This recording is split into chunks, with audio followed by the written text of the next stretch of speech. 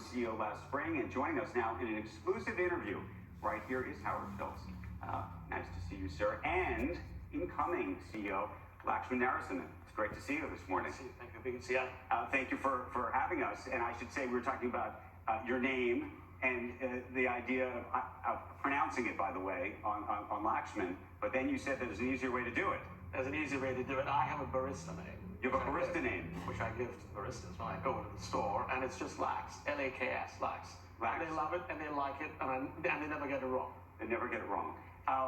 This is big news last week. Mm-hmm. I know this has been big news, and a lot of anticipation about who was going to ultimately be the new CEO of this company, Howard. So take us through, how did this happen? How did you get to know him? Sure. How did you decide this was going to be the next CEO? Sure. Well, first of all, it's a great day for Starbucks. I feel like we have our number one draft choice, and so excited. But let's look at the landscape of Starbucks. 35,000 stores around the world. Our ambition has never been greater than it is today. A lot of people interested in this job. We took our time. Melody did a great job. The search committee did a great job. Melody Hobson, chair of the board. Yeah. But when we met Laxman, what I saw in him was somebody who is a global citizen, a world-class operator, an entrepreneur, and he's got that DNA all over in everything he's done. But most importantly, someone who's steeped in humility and understands and respects the culture and values of Starbucks Coffee Company. He's going to be a great leader for the future of our company. Okay, it's probably, you can put earmuffs on. It's hard to hear all this stuff while somebody's, especially someone who's modest about this stuff. But history here, you worked at McKinsey, PepsiCo, we were talking, by the way, you worked with Brian Cornell. We were talking with Brian's news this morning. And then a remarkable turnaround at Reckitt. My question is really actually, though, to Howard. In terms of that sort of background, what was it, especially when you were looking at a lot of other candidates at the time, that you said, okay, this is it? Well, look at his experience. I mean, he's been 19 years at McKinsey, worked at Pepsi. In every aspect of his experience at McKinsey, he can check every box as a world-class operator. But when he met our people, when I walked the stores with him, what I saw was somebody who truly understands the emotional connection that our people have with our customers. He understands what it means to be a merchant. Our ambition in China has never been greater than it is today. We open more than one store a day in China. He has significant experience in China, but the partnership that we're going to create in terms of the future of the company, and he understands the ambition we have well beyond where we are today. Okay, and you're doing something quite unusual, which is, first of all, you're starting in October, but you don't take over the actual role until April. Correct. And what's behind that, and what are you planning to do? I know you're going to go on a tour of sorts with Howard over the next several months. Well, Howard and I co-created this. Essentially, I'm a sitting CEO, but as of October 1st, I have no P&L, I have no budget, I have no people reporting to me. It's actually a very liberating experience in so many ways. And it's a unique opportunity for me to apprentice very close to an iconic founder in an iconic company with an iconic brand. And what we're doing is a very structured immersion process, which involves connecting with partners, connecting in stores. It's about understanding the support center, what all happens there. It's 6 months really of learning and getting steeped in the culture. I have a culture coach who's with me pretty much the entire journey. And so we're building this in a very structured manner. So at the end of it, I'm ready to take over, and we'll do so in the early part of next year. There are a lot of CEOs who would say this is a crazy way to do it, right? I mean, a lot of people, because in a way, this is a somewhat brave thing to do, insofar as, and I hope this doesn't happen, I mean, you're going to spend time with him, he won't even be in the role. I mean, there's going to be this transition period. You could say, I don't know if I like this. No. We have spent a great deal of time together over the last few months. We know each other very well. But I think it really speaks to the humility and the confidence that we have in each other, we have in the future of the company, and we're going to take our time, be very deliberate, and put Laxman in a position to succeed. And I think we're going to have a great time over the next few months. Okay, I don't know if you can answer this honestly. What is the part that you're worried about most? This is a big job for you. Sure. I think, first of all, it's a very special company. And nothing in my past would fully prepare me for it. but at the same time, a lot of things that I've done in the past that I could bring to bear for this company. The one thing that I wanted to be sure of is that, that there will be investments made in order for us to renew the partner experience, in order for us to reach the customer experience. And some of the things Howard has done ever since he's come in terms of some of the bold decisions he's made me actually a lot more comfortable. So I'm at peace. How is this going to be different than last time, as they say, Howard? And the reason I ask is there have been periods where you have left Starbucks, you've appointed a new CEO, for whatever reason it didn't work out, and you decided you had to come back. Yeah. That's now happened twice. Why is this different? Well, first off, I'll tell you why it's different. I'm never coming back again because we found the right person. But the ambition of Starbucks is much grander than ever before. And the leadership team, coupled with Laxman's leadership, it's much different than ever before. Also, in 2008, when I did come back, Starbucks was in a much different position. We did not have demand in our stores. We have record demand today. Laxman's coming in with the wind at his back. And so the growth of the company, the equity of the brand, the significant position that Starbucks occupies in China is very, very different. But Andrew, I'm not coming back a third time. Laxman is here. I'm here to support him. And as I said before, we found a #1 draft choice, the best possible candidate in the world to lead Starbucks. You say the wind is at his back, Yes. But there are a lot of wins and challenges that are confronting the larger economy and arguably Starbucks as well. Inflation being a big piece of that, China being a big piece of that, and then of course the headline that Starbucks is in the middle of, it seems like almost every day, which is labor and unions and what that's going to ultimately look like. Well, let's take it one at a time. First off, in the 51-year history of Starbucks, we've always played the long game. Look at the history of Starbucks creating long-term value for our shareholders and our people and our customers. In terms of China, we've been in China now 21 years. We occupy a position like no other Western brand. About 6,000 stores. We're opening one store every 10 hours in China.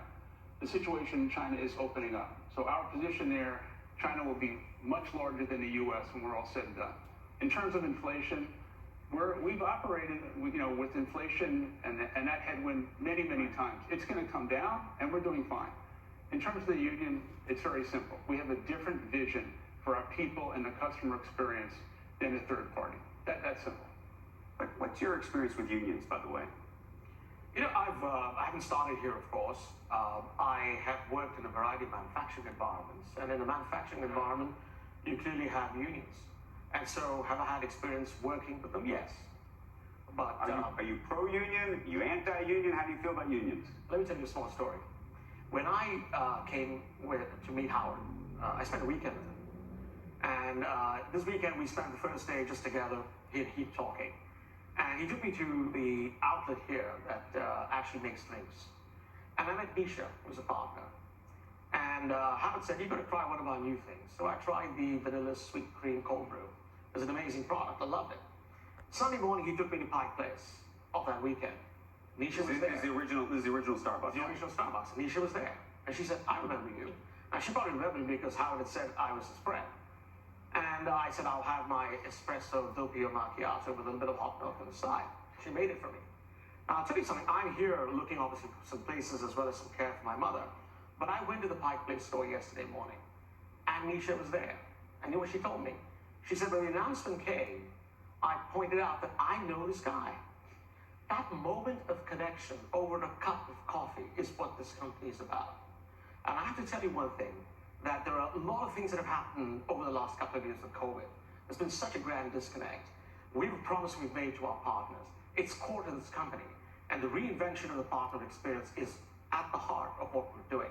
And so I think that if we can create that magic all over, and we can fulfill our promises to our partners, the opportunity with this company is limitless. Howard, speak to this, though, because we talk about it on the show almost every day. There's some headline about some store that wants to unionize, doesn't want to unionize. There's something happening here. You have a reputation as somebody who was relatively progressive, especially when it comes to the benefits that you provided employees early. And I'm thinking about healthcare and education and all sorts of other items. And people would have described you perhaps even a couple of years ago and said, Howard Schultz is woke, right? That's what they'd say. And that's what my kids say. And here we are now, And it appears that you're on the other side, or at least the folks on in the union world would say, how is it that this guy who we thought was, quote, woke is not woke with us? Listen, we're certainly living in a time when there is a cultural and political change in the country, and for that matter, many places outside of America. Starbucks has a footprint everywhere. We're in every community in America. We've built the kind of company in which the equity of the brand is based on us exceeding the expectations of our people and them exceeding the expectations of our customers. You're right. We created healthcare, free college tuition, equity in the form of stock, all those things. And now all of a sudden, something shows up that's a little bit different than what we prepared for. But there's 9,000 company-owned stores and only 300 have been petitioned. And so I think there's been a lot made of this. It's probably greater. It's not going to be something that is going to significantly change the course of history for Starbucks. It's that simple. Talking about the history of the course of Starbucks, Yeah. I wanted a strategy question. Sure. You've often talked about places like this as a, quote, third place between the home and the office, a place where people would hang out. Yeah. Succeeded for a very long time because you offered free Wi-Fi. People would come, they'd You're dating both of us now. Right, but all of it. Yeah. And then the pandemic happened. Yeah. And you have more people ordering online Sure. on their phone. They're coming in, they're picking up and taking it on their way. They're getting in a car and going through drive-through. Yeah. What ultimately happens to the third place? Well, first off, we have record demand right now throughout our stores in the U.S. Record demand, despite all this noise about the third place. So we're meeting our customers on mobile order and pay, meeting our customers at drive-through, pickup stores, and 2,500 stores in America are still relevant in terms of third place. But the third place is not limited to the four walls of Starbucks. Laxman said it so well. It's the emotional connection that our people have with the customer. And so we're going to revise our stores. We're going to build stores for the future that are going to, I think, demonstrate the fact that we understand the change. But I wouldn't be so fast to say the third place experience is dead. So what does that store look like to you? What's the difference? The difference is that we will have different formats for different pieces of real estate that will be relevant to the customer's needs. What about pricing? We've been talking a lot about inflation. Sure. This is not, I'm pointing at my cup of coffee this morning. It's not a cheap cup of coffee. And the question is whether you think that there's going to be consumer demand and how much price elasticity at this point you think you have. We haven't seen any attrition whatsoever that demonstrates to us that the price of Starbucks coffee is not something that customers they want to give up. And so the demand for Starbucks, despite the fact that we had to raise prices about 5% over the past year because of inflation, our business is quite strong. And it's still an affordable luxury. You're still the CEO of Reckitt. What's your sense about inflation? You're seeing it on all sides. You're looking at this company you're about to come into, plus you're seeing it from London. I think what you are seeing at this point in time is the consumer of the U.S. is holding up still. I think Europe, obviously, there's some concerns. But I do think that if brands have differentiation and if brands provide benefits that are superior and they provide an escape, I think consumers are sticking with them for now. I want to ask you about your role at Pepsi and McKinsey. This is, I think, a little bit different, not just in terms of the size and scale, but in terms of the customer-facing community that effectively is the marketing department of Starbucks every day. And how do you think you're going to relate to those people, and what that is going to be like, and if it's going to be different, you think, than what you were doing, for example, at Pepsi or Reckitt? First of all, Starbucks is a very unique company, so we'll start with that. But if you look at the experience I've had at Reckitt, where really what it was about unleashing the power and passion of 46,000 people around this idea of protect, heal, and nurture in the relentless pursuit of a cleaner and healthier world. If you look at PepsiCo Latin America, it was about performance with purpose with 75,000 people. If you look at what I had to do when I took over as CEO of Latin America, I recognized very early, and Brian Cornell was a great coach and as well, just around the idea that the connection with people is really important. And in Latin America, I knew that I was Indian, American, by the way, of Indian origin, but the connection with the people was really quite important. So I actually learned Spanish from the ground up. It was very important for me to connect with the front line, to deliver the speech to them at a sales convention. The minute I did that, there were 60,000 of the 75,000 people who knew I cared. So I could go with a Ralph Driveman, Vera Cruz, or Torreon, and they would tell me about their life and their life story. It was very important for me to connect with that front line. I think that part of the skill is quite portable, brought here. And I realize that now when I interact with partners here, that they just want to actually have someone who understands them. You're going to put on the green apron and get behind. You've done it already. How are your barista skills? Oh, you know what? Because 30 hours of barista training, I'm quite nervous about. It's the thing I'm most nervous about because I want to do that really well. And so, yes. Oh, but you've had 30 hours of training already? No. You have to. I'm going to when I come in and do this program of immersions, 30 hours of barista training, which I'm going to be going through. You're going to do great. Are the cold drinks harder to make than the hot drinks at this point? No. No, but it's demanding. I want you to weigh in on this, Howard, because we talked to you just a couple months ago about getting people back into the office. And this is, I mean, we're post-Labor Day now. Yeah. This is a debate that's happening across the country. Yeah. How's it going? Are you getting people back to the office? No, I think I'm making more progress today than when we talked in D.C. a couple months ago. And I've asked people to come back. I made a comment that went viral. I would do push-ups, stand on my head, do anything I can. Here's the point. We're a collaborative organization. We need to be together. Also, I want to respect the fact that 300,000 people in the U.S. are working in our stores every day, in our roasting plants. I want to respect them. So I've asked our people to come back about 3 days a week, and they're starting to come back, and I'm really pleased with that.